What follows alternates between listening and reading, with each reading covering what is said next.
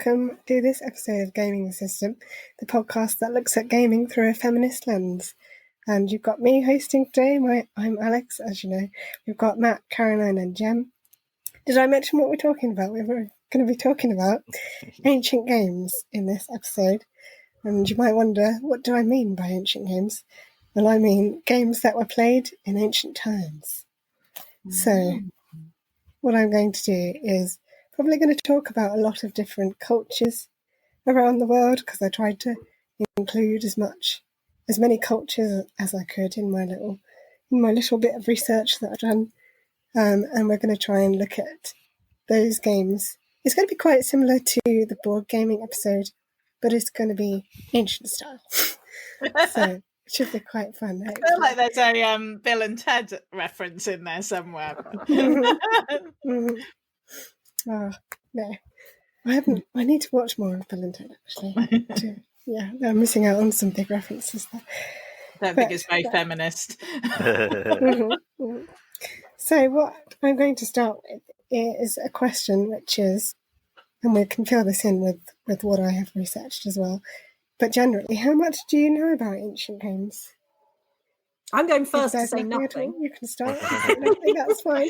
No, I do. Yeah. I got GCSE in Latin and ancient Greek, so I feel like somewhere there might be some sort of knowledge hidden in my brain, but no, can't think about anything other than I'm pretty sure chess is quite ancient, but I don't know, and I'm looking forward to learning from you today, Alex. Yes, well, I'll do my best to fill in some of the gaps, limited but hopefully fun way. Yes. How about you, Matt? Yeah, so interestingly, the first thing I thought when you talk about games is you've got the Olympic Games, which are probably some of the oldest forms of competition ever. Although for some reason there were just lots of naked young men wrestling and running and fighting and thinking, okay. And you're thinking, well, what was the name of the guy who ran the first marathon? I can't remember, but I think he was on Horrible History. Marathon.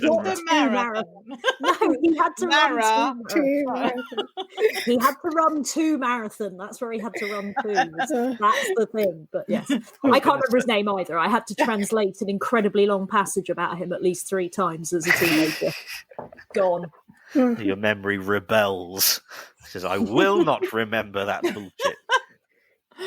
Yeah, as I was thinking, well, that maybe that suggests a kind of running training, the fact that he was able to do that. But the end of the story is that he does die at the end. He collapses. So clearly they weren't training well enough.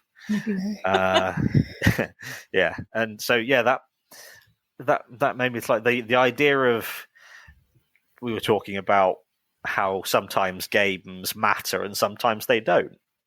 And they're like the competition to show who's the best. And I believe they did actually have entrants from other cultures come in and do it as well. And this idea of serious competition, and I've been doing a union training course on organising, so I'm hyper in socialist mode at the minute, and it made me think that the reason that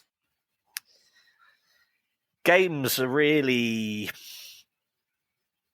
quite sparse the further you go back in history, because there was so little time for people in general to do things, because you're either a peasant in the field or a peasant in the mine, and so you've only got time to do limited things. So you've got the great big scale things like the Olympics, and the very small games that have probably been forgotten because no one has cared about peasantry in the past.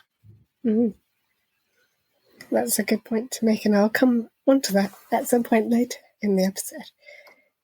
But yes, Jem, did you have any other thoughts? I don't know anything about this subject, but I feel like there's probably games involving marbles, and there's probably games involving stones, and I feel like some kind of early version of drafts, or there's another game, isn't there, that involves the one where you turn the stones over black and white and stuff. I can't remember what the name is, but yeah, something. But I feel like something like that. I just have visions of ancient Greeks playing some kind of Tetris. Stone related, Tetris. Just pushing it down. The original Zelda. No, I think it's a really interesting topic, actually, and I think that, I mean, I take the point that you've made, Matt, but I also think that there was a lot less to fill people's time with outside of work. So perhaps, people weren't sitting around watching TV. So perhaps this was a way that people could engage in a bit of downtime after they'd been out fishing or whatever they were doing. Yeah. Fighting, probably. Well, in my very limited research that I've done, which involved looking at a lot of top 10 ancient games list and things, I found that most of them were actually tabletop or board games, what we would call board games nowadays, and most involved playing between two people. And what I'm going to do is actually start, since chess was mentioned, I'm going to start with chess and where that came from. And as far as I can tell, it kind of originated from ancient India and spread across Asia and into Europe that way. But it only goes back sort of officially from about 1,500 years ago. So it's not actually that old when you think about it. And it was probably inspired by some even older games, which I'm going to start talking about now. So, because, as you know, I am, well, technically, I suppose you could describe me as an Egyptologist, but I'm not really. I studied it for my undergrad degree, and one of the most well-known ancient games from ancient Egyptian times is Senet, which translates as passing.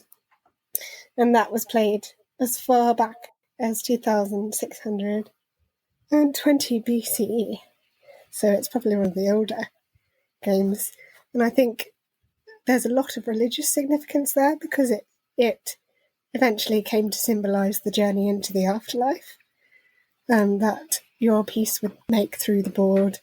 And obviously it had little pieces that you would move and throwing sticks that you would throw up with a black and white side, and the colours that they came up would kind of tell you how many pieces you need to move and all that sort of thing.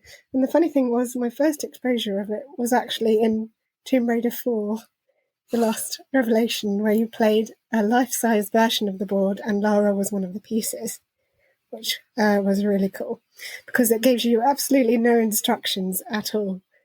So you had to figure it out yourself. Wow. Or just look it up online. But the way that you learnt about that while playing that game was really interesting. Really interesting mechanic. And I think you played it against one of the gods, quote unquote, possibly Horus. I can't quite recall. But that's one of the more well-known ancient games. So what was going on in the world at that point? Where in the world was this? I think it was so in ancient Egypt mostly, but I think it's kind of spread into neighbouring territories potentially. So you're looking at North Africa, and during that time, obviously, the Egyptian Empire was pretty much.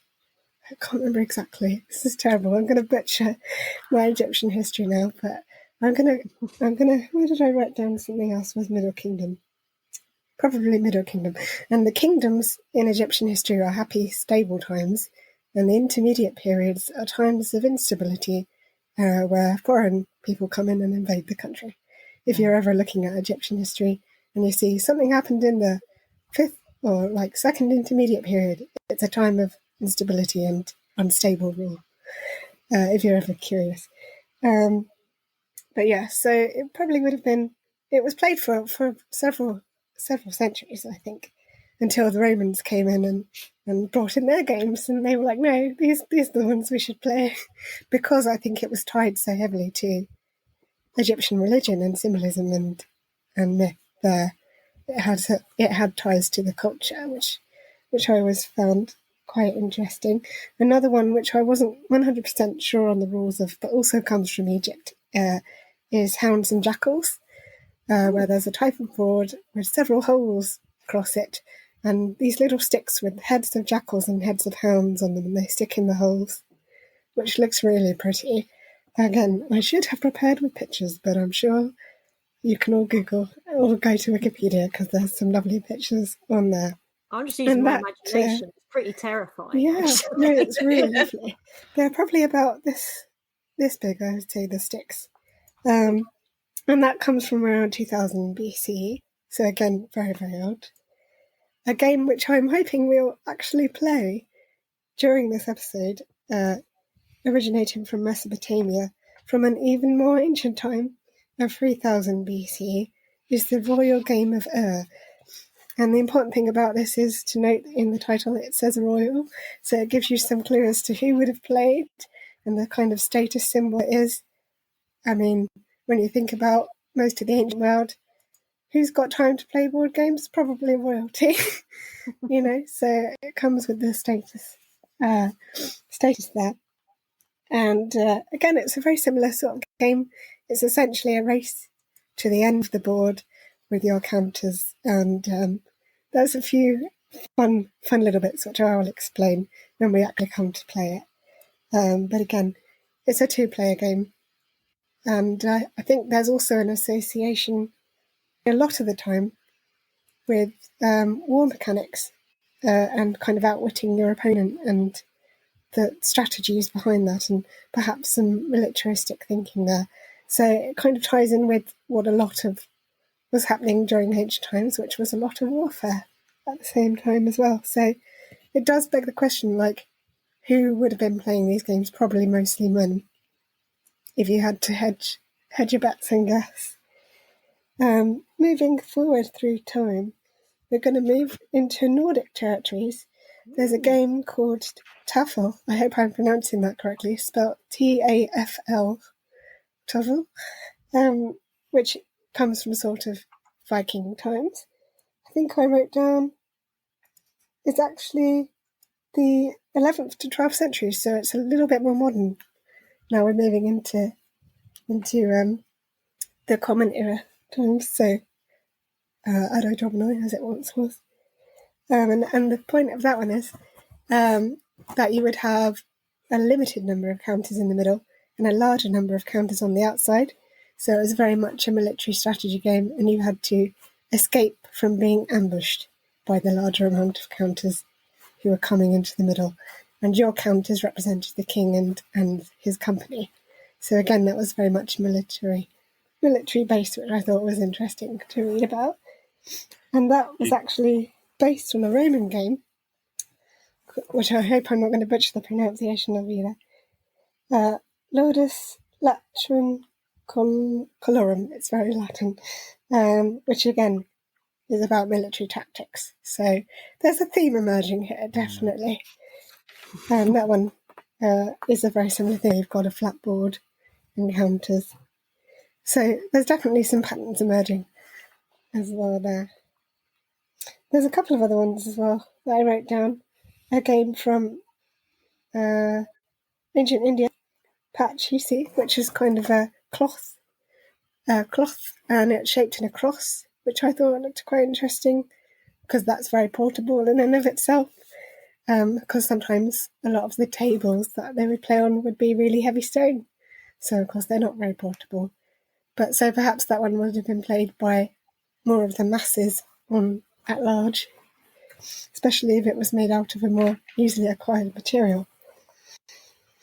And then moving into China, you've got up to 2,500 years ago, or Geo, or I'm going to put this pronunciation Pokemon as well. Go.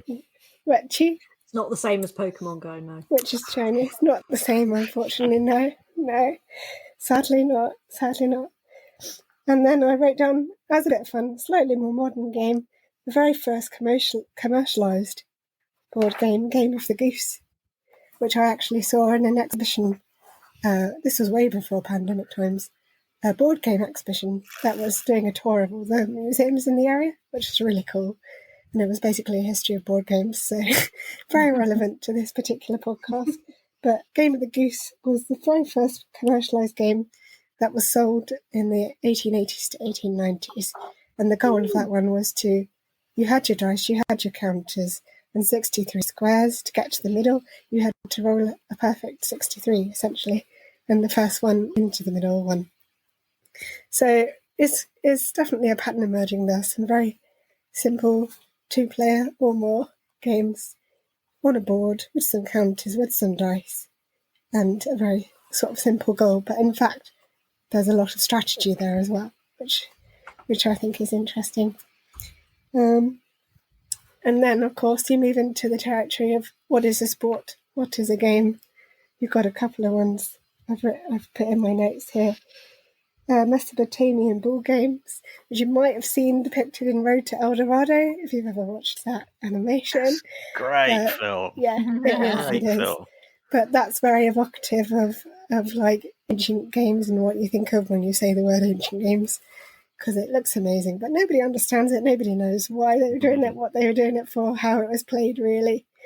I think they knocked the ball about with their hips. There was very much a team thing, but there could have also been some human sacrifice, the usual.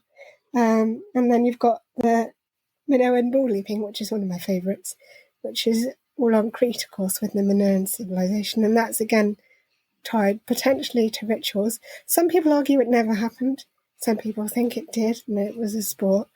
And that men actually leapt over balls as they charged at them. There's a really lovely sculpture of it in the British Museum. It's only about this big. It's very easy to walk past. I nearly did. I was very excited that I finally found it. It's like, oh my God, it's here. But that's really cool. And again, that's very much tied into bull worship and that sort of thing. Or at least I think it is anyway. That was my conclusion. So you've got your major aspects to do with gaming is your religion, your military tactics, and all of these were usually passed down through families, and you teach your game to your children, that kind of thing, and it would be passed down through the generations and also spread through conquest of different cultures into different territories, and that's how the games would spread. So with that in mind, what do you think these games say about the cultures that they come from, and is there kind of a way we can look at this through a feminist lens and talk about what this all means in terms of ancient games versus modern games, and has some of that carried through still to today? It's a big question, I know. Well, I think you've in terms of a feminist lens, I think you've framed it flawlessly. Thank you because you've gone through like the greatest hits of these games for the last few thousand years, and you've drawn they would predominantly have been, well, first off, there's a problem that apparently women don't exist through history. If you look at, they've never written anything, they've never said anything, they've never done anything. Women's voices have been completely silenced for thousands of years, so we have no idea what they were playing, because they must have been, because that's what people do.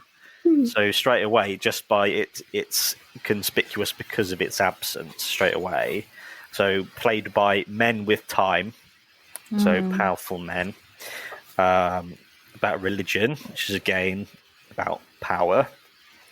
And it only just struck me now how monarchistic chess is, that there isn't really, it's a very, very specifically British flavour that we have with rooks and knights and bishops. I wonder if that has parallel power structures, and that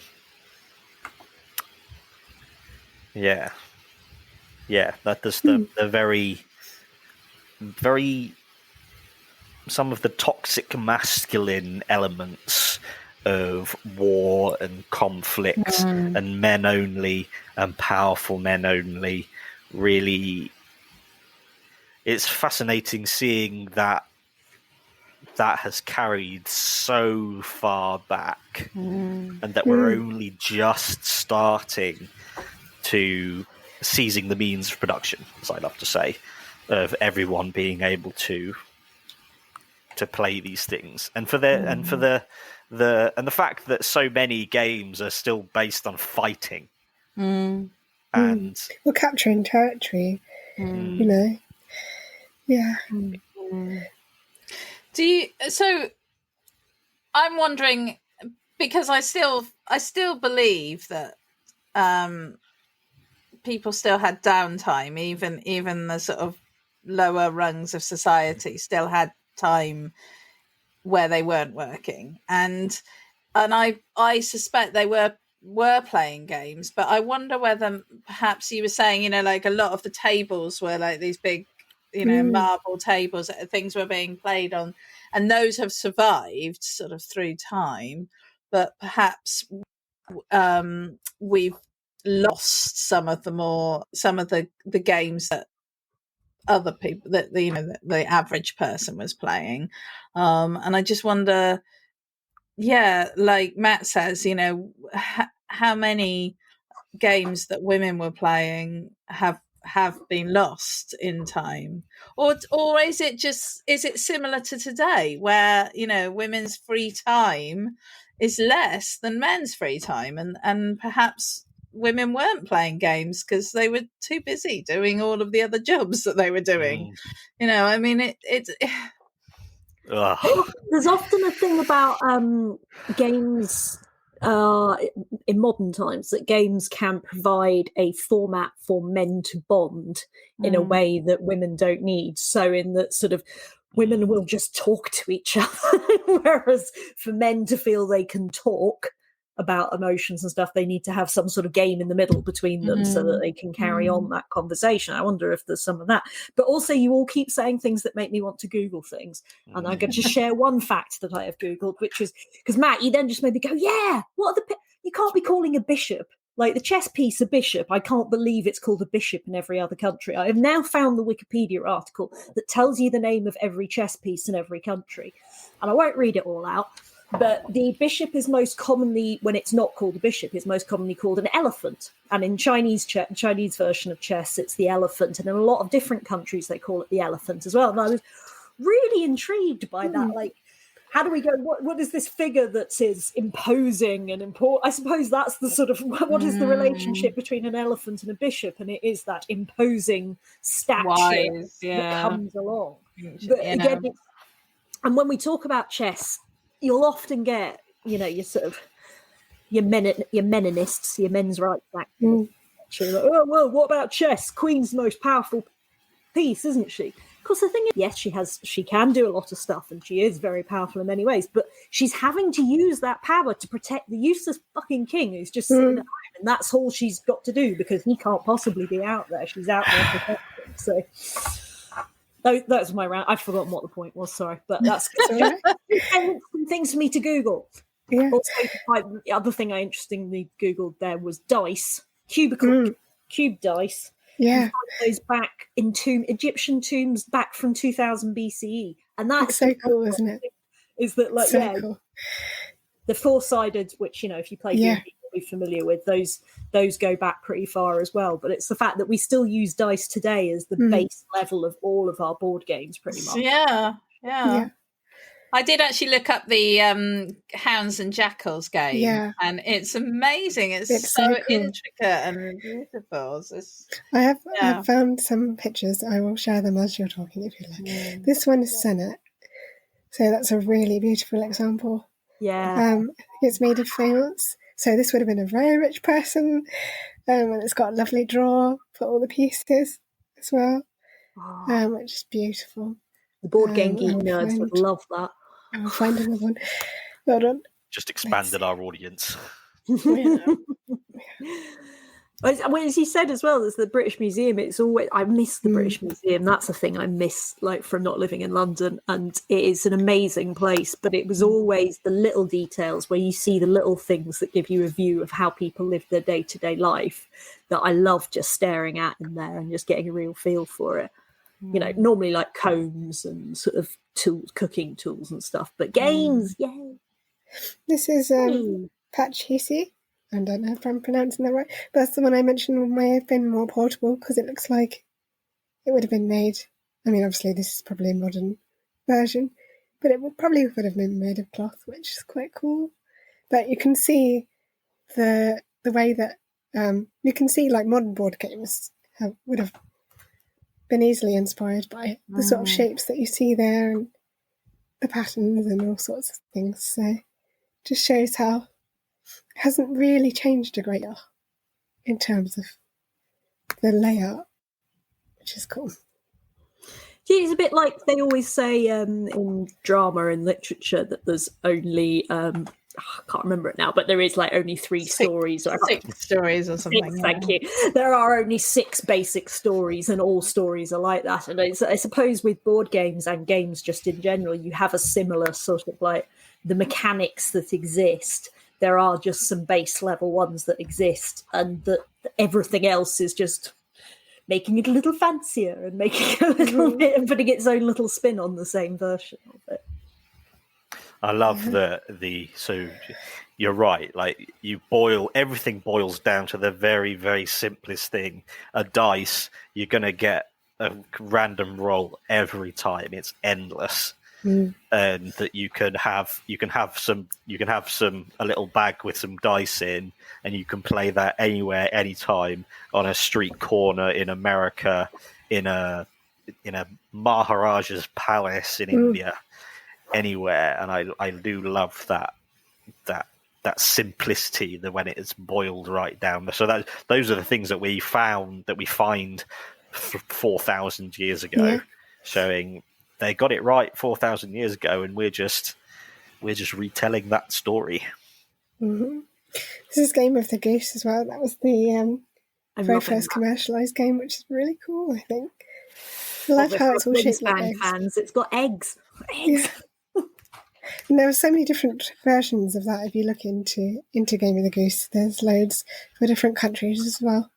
It like swept across Europe. It was, what you would have called viral, I suppose, but in 1800s.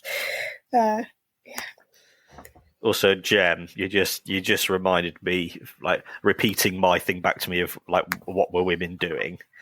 Just making me think the destruction of knowledge is just, it hurts my soul. I find it so. That's why I have the Dark Ages depressed me so much, because it was literally 1,000 years of just going, no, we're not going to make any progress. We're not going to share any knowledge. And that just made me go, ugh. But stuff was happening, lives were being lived, and that's the thing, is we just have no records of it, and then you think, like, 200 years from now, will the technology exist to go back and look at all the shite that we've recorded? Sorry, I meant, I wasn't talking about this podcast. But it's like, all the Instagram accounts and all the stuff. I mean, is there almost a reverse of that, where there's too much social history, or will the social historians of the future go, this is fucking awesome, we've got all the primary sources we need, let's just look at everything. It's interesting. Hopefully they won't be Kim Kardashian. The epitome of society. Right. Hopefully we'll be in a socialist utopia by then. You never know. I think it's time we played one of these games, don't you? Shall we see? We're going to play the real game of and hopefully we can all see that. What I might do, I'm going to have to go to that actual game screen to show you all the rules, and hopefully it will make sense. So feel free. Dr. Irving Finkel is amazing, by the way. He's very eccentric, shall we say. He's the man that actually discovered this game and kind of deciphered the rules on a cuneiform tablet and brought it back to be an actual playable game from when people didn't realise about it before, basically. So you can credit him. Beard game going on there. He does. Yes, I would encourage anyone who's curious to watch.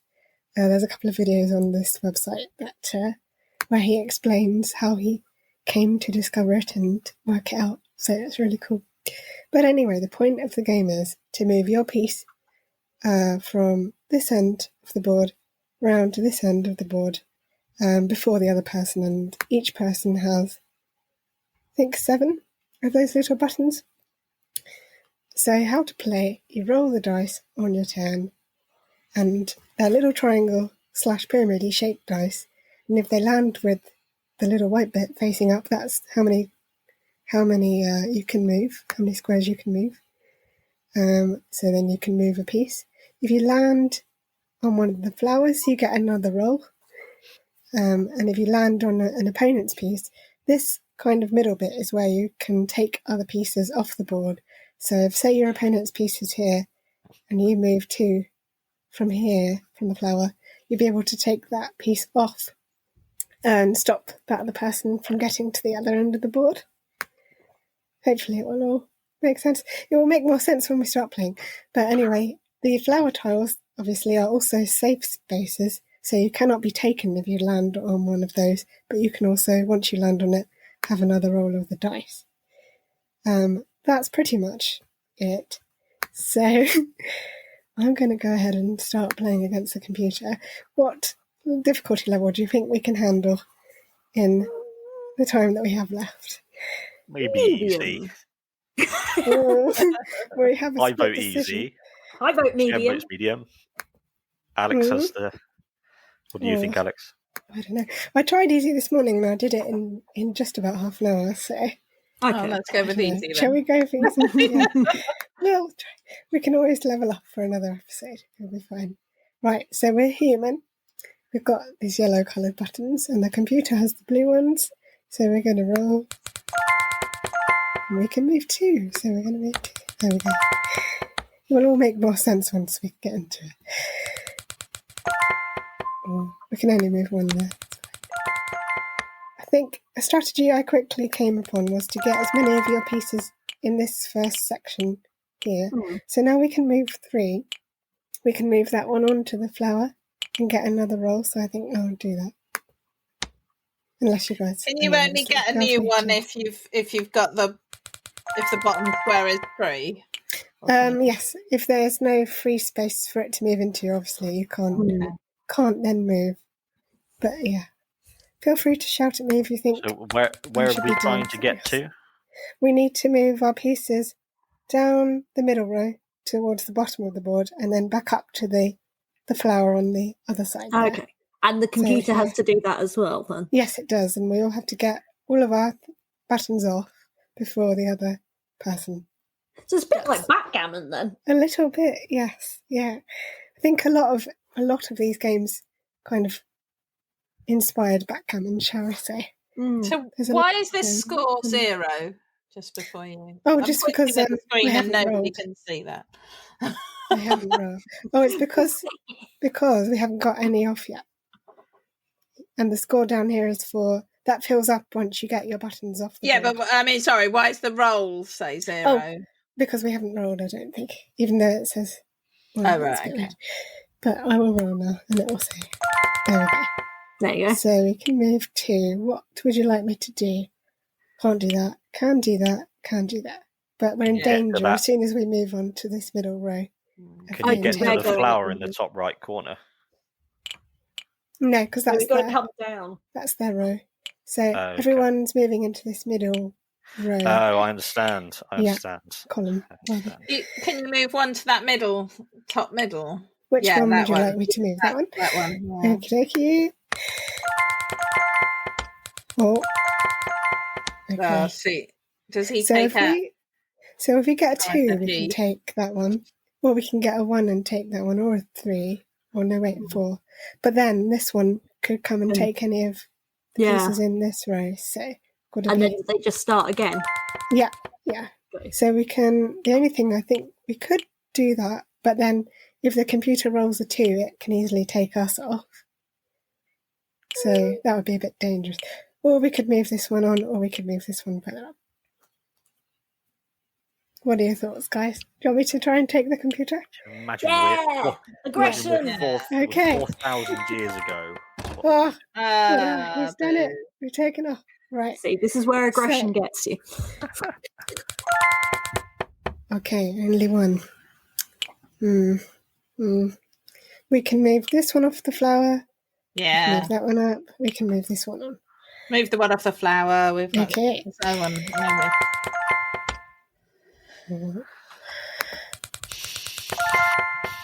Take it. We can only take it if we land directly on it. So if we move over it, it doesn't matter. Darn. Well, if you move that one on the left up to the flower. Yeah, and have another roll. 3. So we could move this one onto another flower. Another flower, yeah. I don't know if that would... I've never done that before. Let's see if it works. We do. We get double roll. Okay. Good. We can even move that further down and get it pretty much out of danger. That'd be quite safe away, then. Yeah. Get it away from the blues. Let's do that. Interesting. Get more on? Yeah, we could do that. I think that's always a good strategy to have some waiting. Because when you get to the very end of the game, it's like a mad rush. I had a massive lead when I was practicing this morning, and it got to basically the same point with a one counter each to go, and I managed to win. So it was quite tense in the end. We can take that one, but then these two are waiting here. Should we get the other one safe, the one that's at the far end? We can move it to there, yeah. Yeah. But you have to get an exact roll off to get it. Okay, cool. But it's not. I feel happier that it's down there now. Yes, very much so. It's now out of the danger zone because it's not in the middle column. 2. Dangerous. You could take that. Yeah, take that one.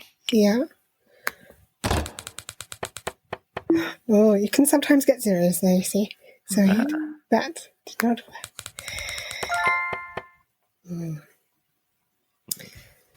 You move that one onto the flower, you can... The bottom one.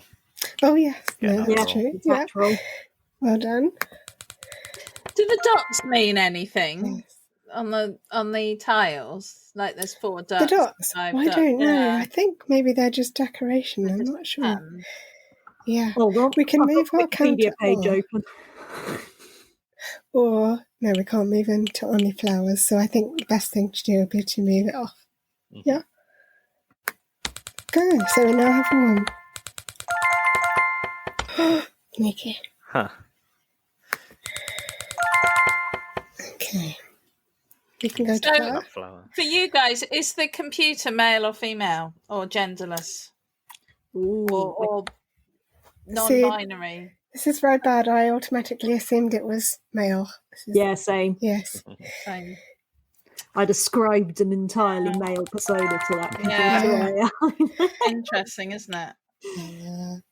I'm going to go to the flower again and get another roll. Yeah.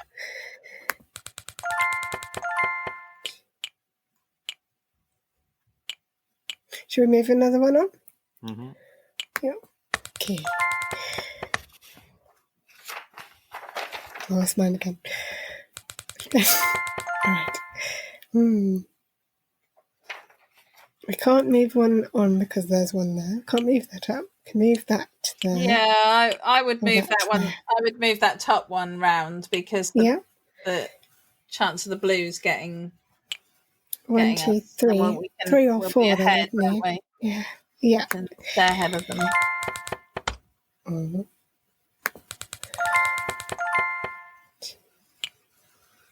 Go to flower. Yep. The original 5 versions that they found, Jem, just to answer your question, all had slightly different decorations on them. They were all the same board game, but they all had slightly different decorations. So the flower things and the dots and stuff is probably representing what they sort of looked like. Cool. Maybe which one do we want to move here? The top one in the middle. That one. Yeah. This is safe. Yeah. No, Cool. No. I meant the other one. Hear about the red line? Sorry. Fuzzy line, just tactical. That's 1. Should we move one more on? Oh, but he's got one down there. Oh, sorry, you guys know that. Yeah. We can't move these two. I think we need to get those we need to get the middle far ones down as possible. out as soon as possible. Yeah. Those are the ones we're going to get. Oh, they're just stacking them up. That naughty. Flower. Anytime there's a flower move, I'm just going to do flower. Oh, we can take that one. Yes. There we Bang! go. You're not getting home. Does not bring out the best side of you. It's good die counter.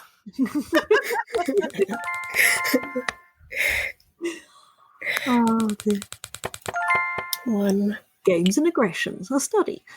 Let's go. I can move this one out. It's interesting as well. Like I've noticed you, Jem and Matt, you're both doing quite well at articulating like strategy and what you think you should be doing. I can't. I just like do that, but I couldn't tell you why or sort of how, and I don't even know why. I just am like do that.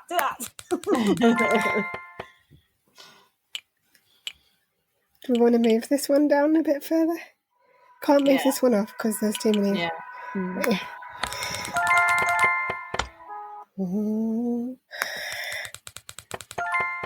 Yeah, we can move that one off. Dun, dun, dun, dun. Get another point.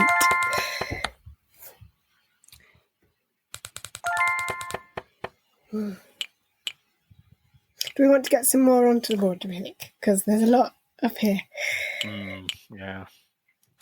Yeah, and they're sort of filling the board, aren't they? They are. It's not a good roll. No. Yeah, better get that bottom one out Yeah. as far further away. Well, it says on here as well, like you were saying, Alex, that people tend to assume that a bad roll means they've got bad luck in general. I'm lucky in the roll of the die. I'm lucky in life. No, I can't wait. We will do an episode on gambling because gambling is one of the most toxic masculine activities there is, and it's embarrassing. Men are embarrassing sometimes. I thought we were just going to play poker. I thought that would be good. That's fine. Do we want to do that? Because there's a lot here that could take us. Do it anyway. Okay. Reckless about See, she did warn me. I don't know what I'm doing. I've never played this game. We'll go on. Okay, there's too much singing in this game. Yeah. Tiny lumps. They had someone 4,000 years ago with a little bell. A lyre. Ding. Bell ring. For the royal game of air. That's the only move we can do, which is another flower. Oh, we could get a new one on. We could move further away. Chances of being caught 1, 2, 3. Yeah, we'll move further down, I think. Do we know the link or the relationship between like the history of gaming and the history of art? I mean, were people gaming as soon as they were sort of creating art? Were we gaming, or is it? Well, really interesting all, I think that's your pitch for another episode. Yeah.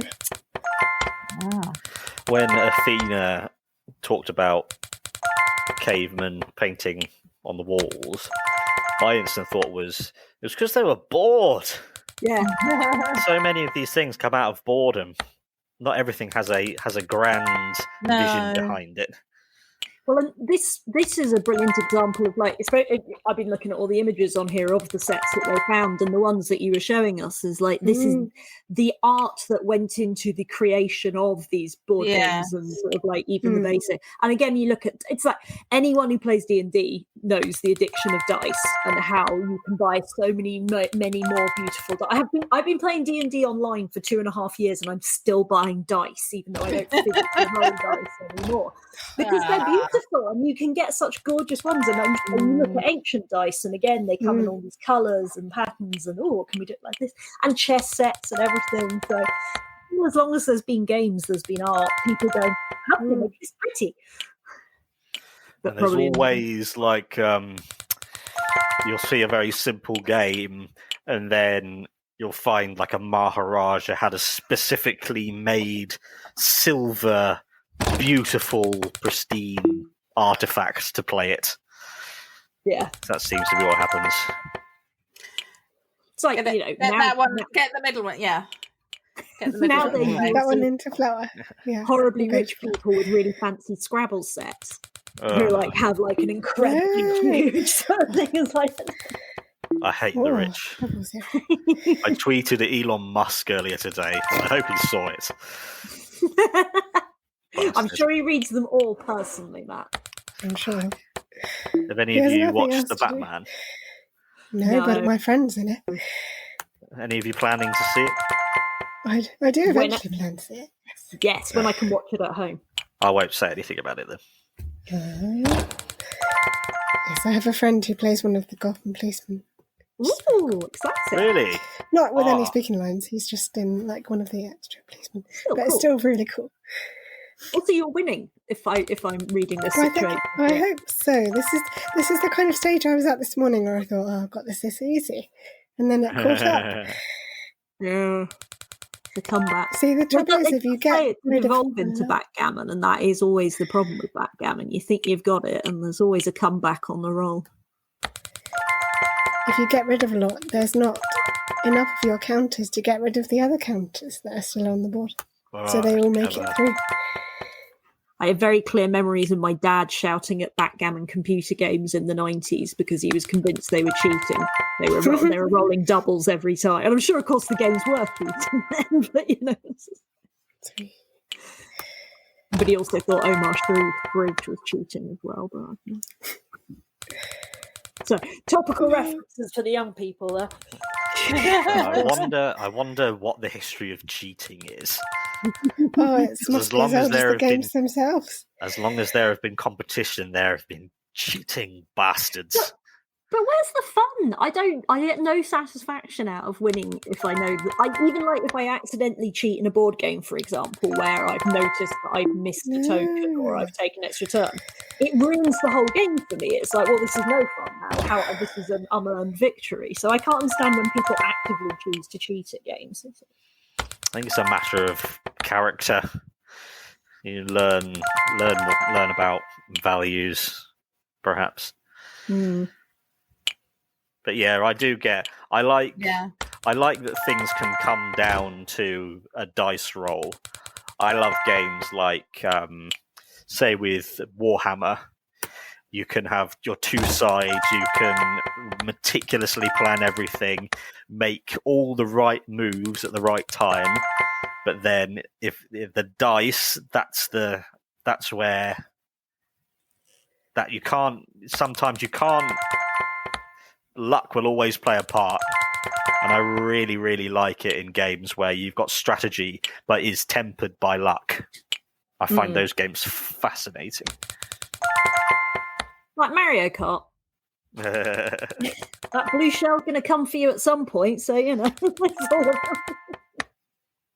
And there have to be rules. The rules have to be strict and you have to follow them.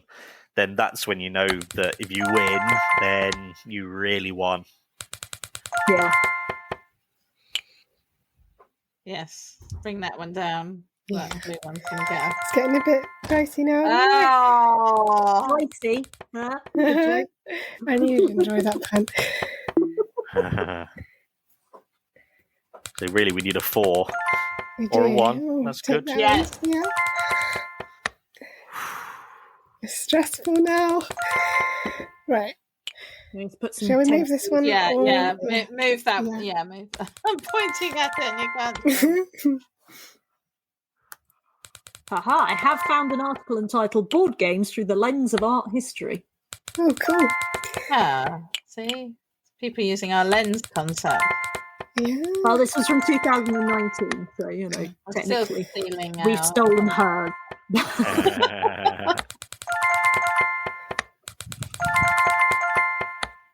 God. So the best they could do is draw. Have to do it, don't you? Yeah, there's no Or other they could choice. win. Shite. This is where it starts to get stressful, because you've got to make it down without getting taken off before Yeah. he's 4. So if he gets a 4, then we're good. No, we're good. We're good. Come on, little counter. Oh, dangerous times. It's the only way. I can't look, it's too small.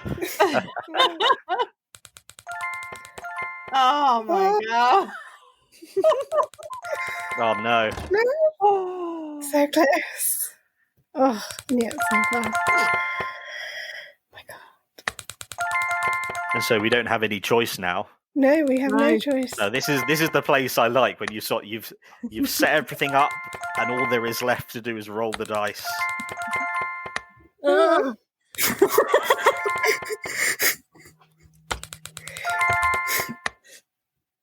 It's so tense for the final part. Oh, yes. Oh, So if they capture you, just say we just needed 2 now. we're safe now. We just needed 2. We still have to roll. Come on, 2. Oh no. Before they get all their guys back. Yeah. See, again, The I chances described are- maleness to the pieces, but you know. Come on. Gotta get a 2. Yes. Yeah. Yes. That Done is my it. favourite thing I've ever said. Yeah. That felt really stressful for It was. such a simple That's game. fireworks. Oh, And that was easy. Yay. we're all over excited now. Wow. Well done, everybody. and that was with us in the 21st century, with absolutely everything around. Can you imagine 4,000 years ago It would have been amazing. sitting down and playing that? Blow your mind. It's like with like epic poetry, like with Homer and the Odyssey. Can you imagine? You've never heard anything, and then some guy comes into town and tells you a sweeping epic. That kind of just, I love that idea of wonder, and Yeah. any game that can make you feel that. Yeah. I was just going to say, I really feel like with the TV adaptation of The Witcher that they've been doing at the moment, I have always found bards the most annoying, boring shit ever. Because I never thought of it like you've just said, Matt. I don't think of it like that. And I feel they've done a really good job in The Witcher of making you understand why bards were important, why they how they made people go, wow, I'm going to sit up and listen to this story, and like this is really fascinating, and it, you know, they were the entertainment of their time, etc. And yeah, so I just wanted to go on about how, especially in season 2, I feel like they've really done a brilliant job with Buttercup, or whatever his bloody name. He's not, you know what I mean. Dandelion. Yeah. Yeah. They had actually a really cool bard in Wheel of Time, the Wheel of Time adaptation. They had a really cool bard in there as well. I think that's it. I've been thinking about it more this year because of both that one as well, and it was like it's as you say, Matt. It's that sort of, you've got to look at it from the lens of, I'm sitting around in my village with nothing going on, and I've never had anything this exciting turn up. And then this sort of sexy rock star essentially turns up and in your local pub and gives you a performance. And it's just like, wow, this is amazing, you know? I think things we take for granted, like being able to read. That's something I hate the Dark Ages for, because they didn't teach anyone to read. I just think, you imagine. I can't imagine. God, sorry, now you set me off on other things. No, it's good. It's good. This is what happens when people play board games. Discussions. Imagine, like, the amount of discussions people would have had with playing this board game. Yeah. Like, so good. Oh. And I love that the dice were triangles, pyramid-shaped things. That's really cool as well. They must have been hard to You get those roll. in D&D, Alex. Yeah. No, but like... more D&D. Oh, I do, actually. Yeah. I did play some... at my other half's the weekend before last, which was quite fun. I made a chandelier drop onto a ghost, and it nearly killed it, but not quite. Just good. You can do something like that in the Hitman games. Yeah. My D&D game, we're currently stuck in a time loop, which is fun, but also really annoying. But as you say, ancient games, all we need is a piece of metal or bone and a couple of dice, and you're off. Yeah, pretty much. I think that pretty much wraps up the episode for this evening and or morning or afternoon, whenever you're listening or watching it. And I hope you enjoyed our very brief and limited look at ancient games. If you want to find out more, you know where to find Wikipedia. Go and look at all the pretty pictures and have a play of Game of Her as well, because it's really good fun. And I don't have a wildcard question. Unless we really want a wildcard question, I could try and pick one out of thin air, but we can probably leave it because I've had a lot of fun playing Royal Game of Air, and I think that is a nice way to finish the episode. So, if we're all happy, we can tell you can find Gaming the System every Thursday at 7 p.m. with a podcast, live stream, and various other bits and pieces, including sometimes guests. And then on other days we do deep dives and all sorts of things like that, So take a look out for us. You can find us on Facebook, Twitter, Instagram, YouTube, Twitch, Spotify, Apple Podcasts. Leave a review, leave a comment, tell us what you think, and like, share, and subscribe. I think that's all of the things I'm supposed to say. And we have been Alex, Matt, Caroline, and Jem. We are Gaming the System, and we'll see you sometime, another time. All right, and have a lovely evening, everybody. Okay, bye then. Bye. We hope you enjoyed that episode of Gaming the System. If you want to support us, you can donate to us through our PayPal by sending it to wearegamingthesystem@gmail.com if you want to send us a one-off donation.